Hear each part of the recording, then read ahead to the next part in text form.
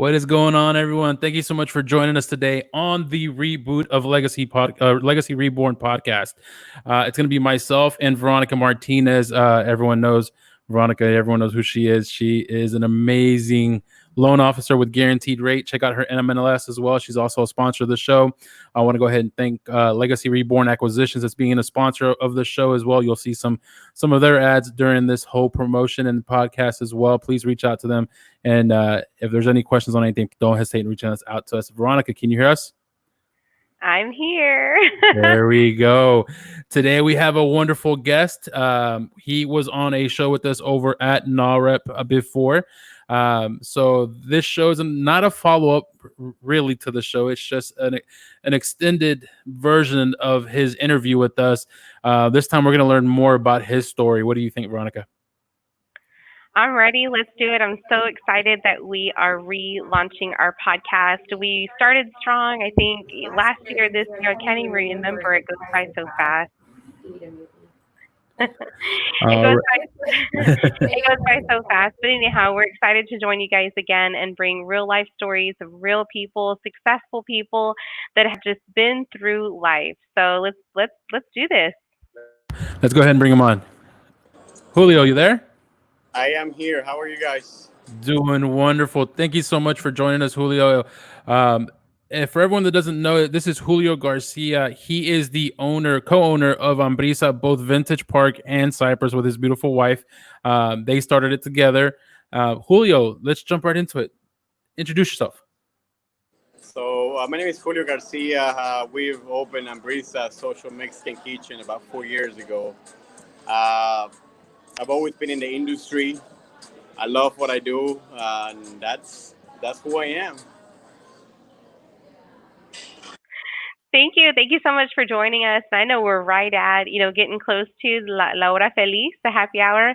And so I know you're busy. Thank you so much for joining us today. So tell us a little bit more about yourself. Let's give everyone just a little bit of a background. Are you originally from Houston? If not, where are you from? So I was born and raised in Mexico City. I actually moved to Houston at the age of 19. And I moved to Houston because in Mexico, opportunities were very scarce, and my brother was already here. So my dad asked me if I wanted to come. I came to Houston, and I started working at a place called Las Alamedas back in 1996. And it's been a great journey, going from a dishwasher, learning the language, learning the culture, and learning the industry, of course, and now being able to be right where we are, owning two Ambrizas. And we're actually working. It's a funny story, though, if I may share it with you guys. So the Las Alameda space where I used to work, they opened a place in Katy at La Cintera.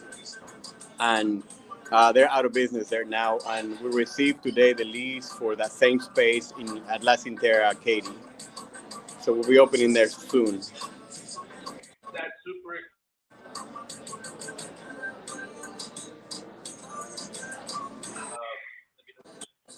That's awesome. We're so excited to hear that you guys are growing. Ambriza is definitely one of our most favorite places to visit. Charles was just at the Town Lake location earlier this week, just doing some business work, and so you mentioned something that's really important and something that's really important to us. And the reason why is because when we just kind of birthed this idea of having a podcast, we very intentionally named it Legacy Reborn. And the logo, if you haven't seen the logo yet, the logo is the phoenix, which is a mythological creature that has been born from ashes. And so I'm sure you mentioned something earlier that you moved from Mexico with to just for a better opportunity, and you started from the ground up. You kind of restarted this life. You left what you knew and came to the States to start all over again and to give you and your family a better opportunity. And you mentioned that you started as a dishwasher. Tell us about that journey. How I'm sure it wasn't an easy one. It's probably a little bit bumpy along the way, learning every part of the business. Tell us a little bit about that journey, just kind of from where you started and where you're at today. So I think the journey was a challenging journey.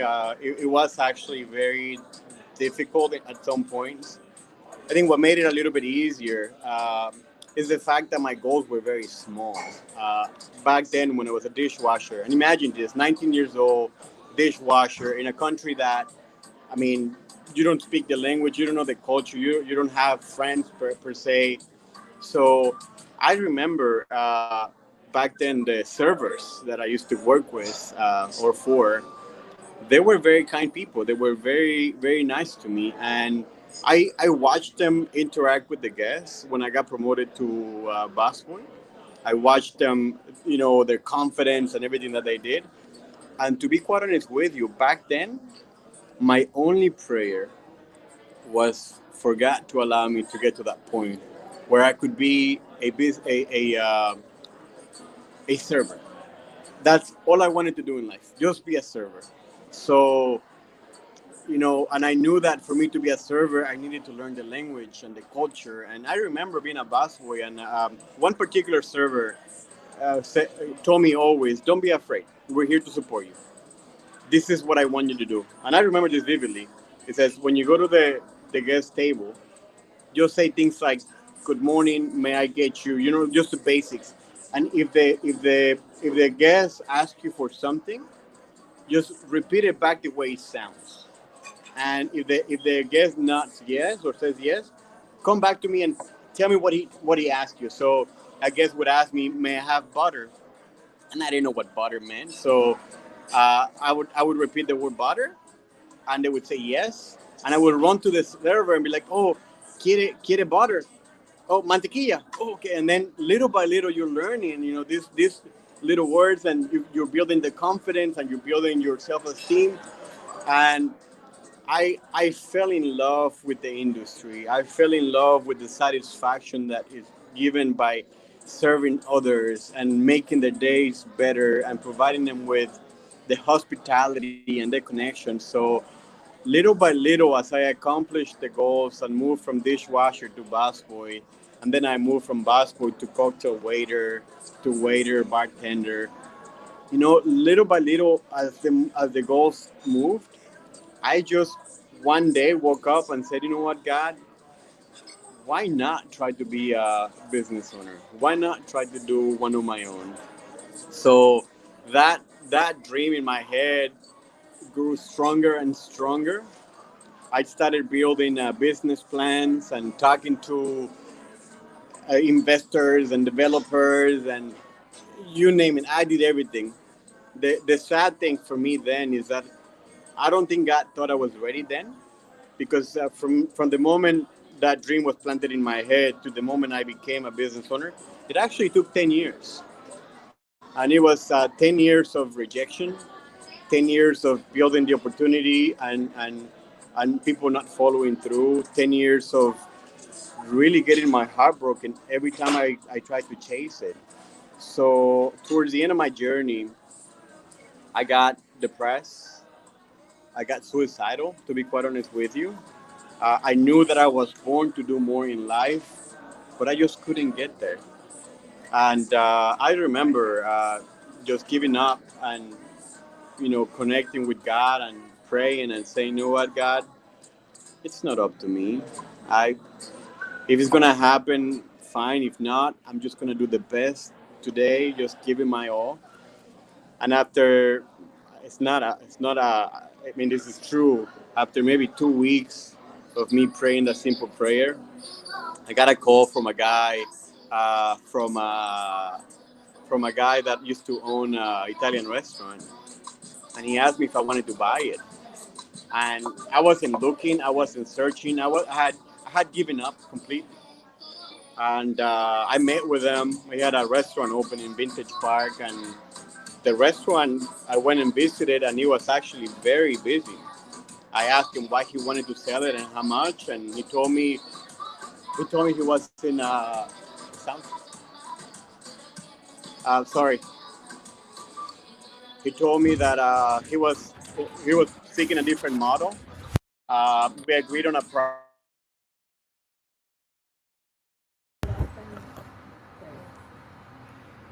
and he asked me to pay. He says, "You know what? Give me this much money that you have." He wanted a lot of money, but he decided to finance it for me. He gave me 5 years to pay it off. and it took me 6 months to pay it off.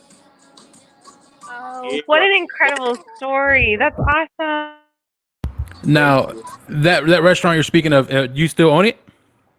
No, actually, we decided to focus on Ambriza, and by the time we sold the company, all to focus on Ambriza 100%. No, that's awesome. So what I got out of that is that you That wanted to was make sure back in you October were laser 2018. focused on Ambrisa.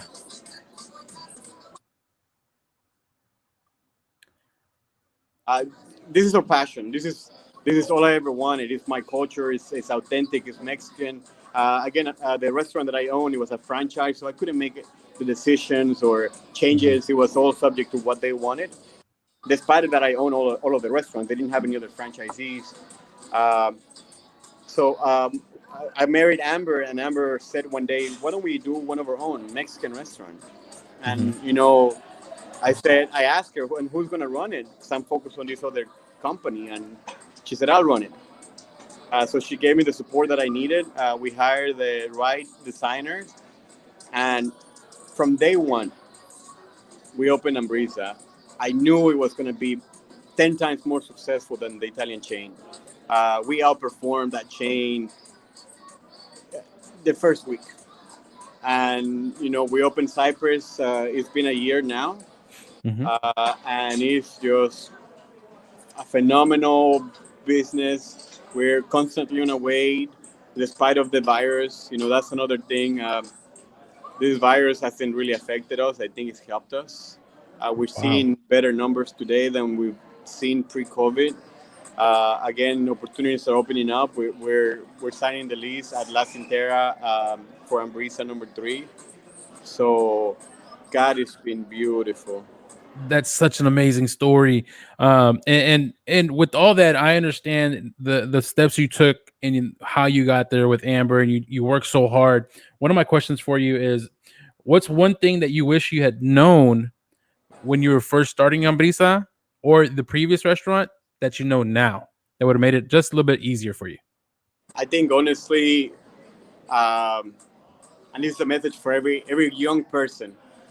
I was so I was so passionate about what I wanted, just like a lot of people that are chasing their dreams, that I wanted to chase it on a daily basis, and I wasn't patient with myself.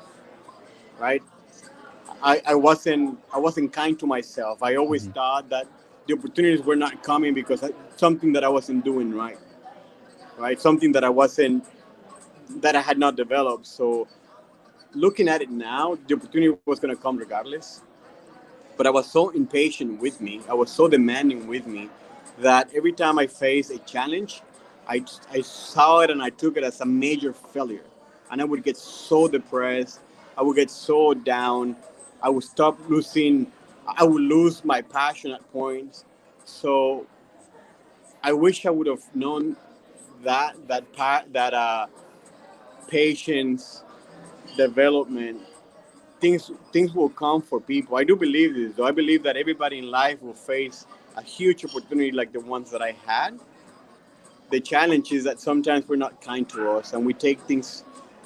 We're our biggest critics, and instead of developing in the right way and being patient and loving and kind to ourselves, we just destroy ourselves because of the lack of patience. So I think that's the one thing that I've learned.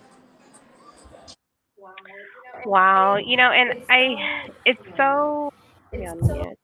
It's so nice to see and refreshing to see your positivity and your body language and your excitement. Not that you didn't have that, just 4 or 5 months ago when this started, but when you were in a previous interview, we kicked off this interview with Narep Houston on a different page on a different platform. You had mentioned that you were right in heading into the the front line. You were on the front line with your staff, with your team, with your employees, and I remember very clearly that you said something that really resonated with me. It struck a chord in a good way. And you said, it was up to you as being a leader to lead them and to lead the charge and to help them, and it have that positive attitude. And you mentioned something. You shared a story about a team meeting that you had, and before that, you were just feeling defeated, and you were like, "What am I going to do?" Just very distraught about the whole situation. I mean, all of us were, rightfully so. We had no idea. We didn't even know we were going to still be in quarantine. Here we are in August. But you said something, Julio, that was incredible as a leader, and that you shared that it was really up to you and as a leader, as leading the team, to help them to overcome. How is your team doing now? You said at the end of the meeting that they all stood up with you. It was such a powerful visual that and powerful story you shared with us. Even though you guys were right in the middle of the trenches, in the middle of this war, where are you guys now, 5 and 6 months later? How is the morale of the team? And do you think that also the rest of the team learned that although you face these obstacles, that you can overcome them? Where are you guys at now, 5 and 6 months later? So I'm happy to report that post COVID or after they allow us to open our dining rooms, we didn't lose a single employee. Everybody stayed in the company. We still have the same staff that we had pre-COVID, uh, and many of them have shared because this is something we do. Our employees is our passion, and I've always asked them every time we hire someone. Our message is that they were born for greatness, that they're people of destiny, that they came to this world to learn and not borrow, to succeed, to achieve.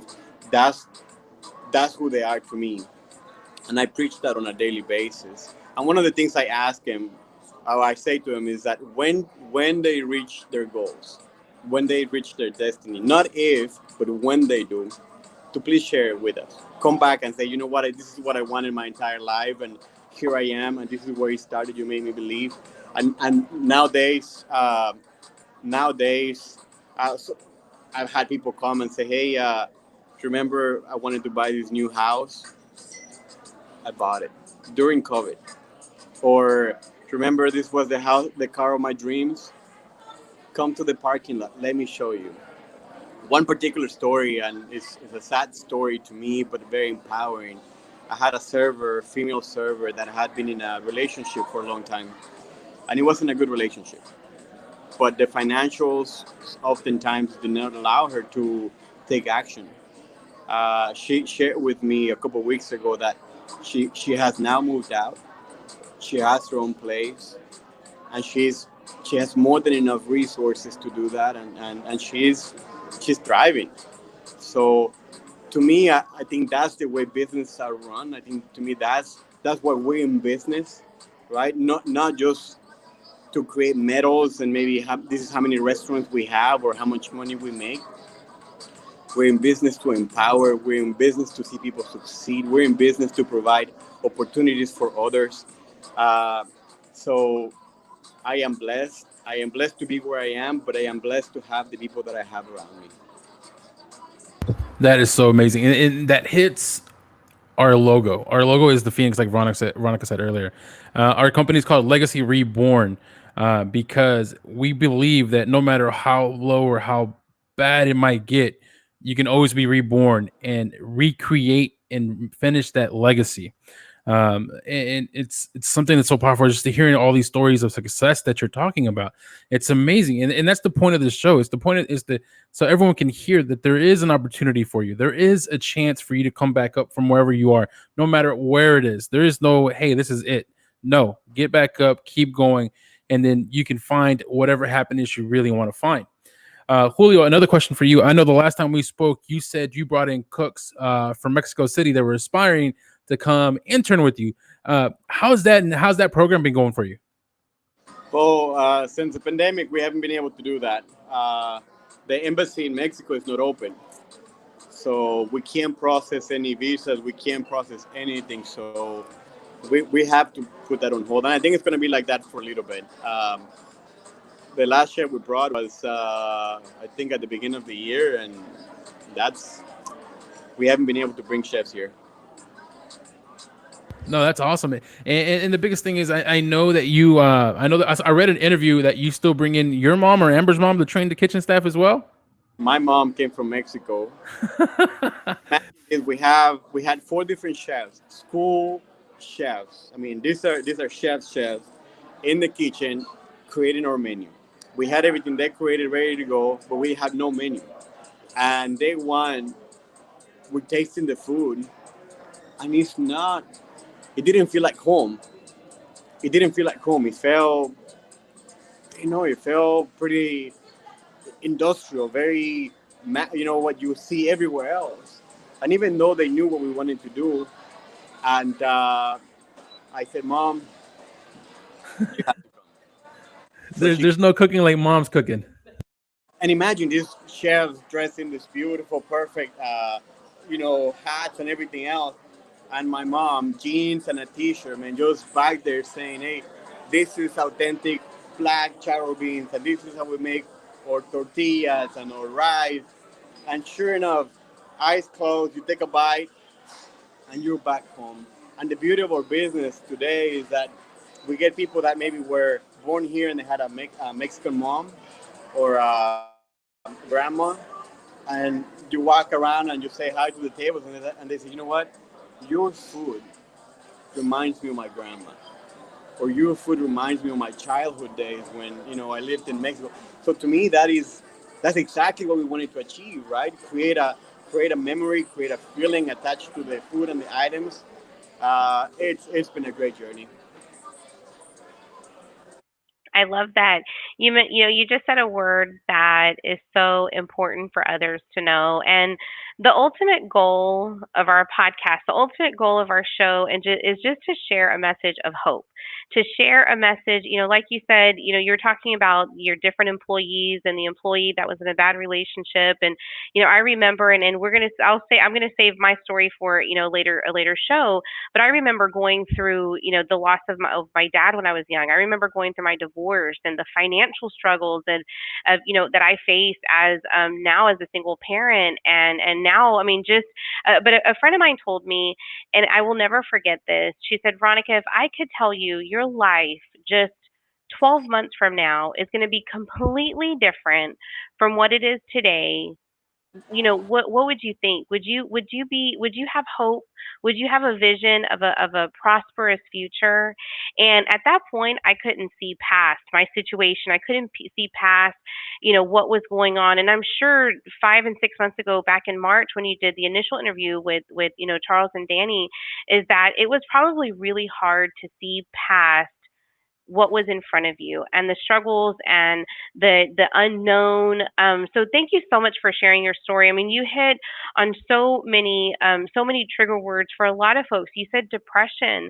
When we look at you from the outside, we see this joyful, happy person, but what folks don't see and what we don't get to walk around with is our story. So that's why we have this platform to share stories of hope, to share stories of inspiration, to share with people that you're normal just like us. You put your pants on. I say it all the time. You put your pants on one leg at a time, just like we do. And I love being able to share that with our followers, our friends, our family. If we can encourage just one person today, we have done our job. And like you said, come back and share more stories. Just to wrap it up, and we want to respect your time. Any final words, anything else that you would want to share with the community, that to help them see and realize that 12 months from now, 6 months from now, their situation could be completely different. What are those just last few words of encouragement that you would share with our friends watching today? So I think if there's anything to be shared and anything I learned in life is that you as a human, you have to put yourself first. You have to learn. Oftentimes we go through life trying to please people, trying to do for others, and we leave ourselves at the bottom. We leave ourselves neglected, and we neglect ourselves, and we want to achieve things in life. My message is learn to love yourself. It's not a matter of if or when. I mean, it's not a matter of if. It's just a matter of when. Big breaks will be given to everybody that is ready. Be kind to yourself, love yourself, put yourself first, and I guarantee you, you're patient. If you're patient, and you follow your passion in a loving manner toward yourself, I guarantee you will make it. I love it. I absolutely love it. Julio, you've just been such a joy, in joining us today.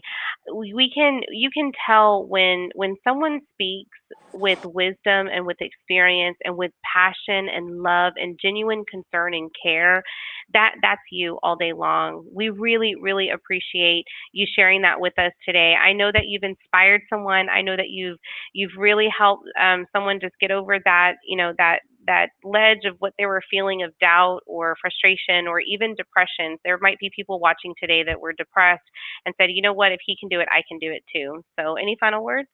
May I make an invitation to those perhaps that are not feeling 100% or a little down?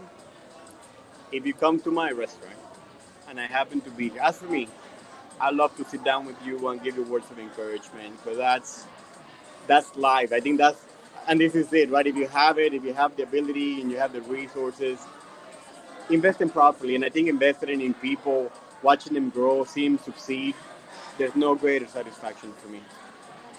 You hit it right on the nail right on the head there, Julio. Thank you so much for joining us. Give our love to Amber as well. Y'all are doing an amazing thing, guys. This is what we're gonna do. We're gonna bring in people that have a story that bring the passion, and they're gonna help us no matter what situation in life that we're in or we're at. We can get past it. There's no bottom here for us, guys. It's only moving forward and succeeding. But we have to understand that in order to succeed, we're gonna fail, but we have to get back up. There's no staying down, guys. We have to get back up. Julio, my friend, thank you so much for being on our podcast today, for relaunching it with us today. We appreciate you wholeheartedly, and we can't wait to come back out to Ambriza, especially Ambriza Katie coming soon. That's going to be amazing. I can't wait to be there. We'll celebrate with you. We'll have the wellness shot I just had the other day. That was amazing too. We'll have one of those. Thank you guys for having me. No, thank you. Have a wonderful day, Julio. You as well. Be safe. Thank God you. bless. See you soon. Take care.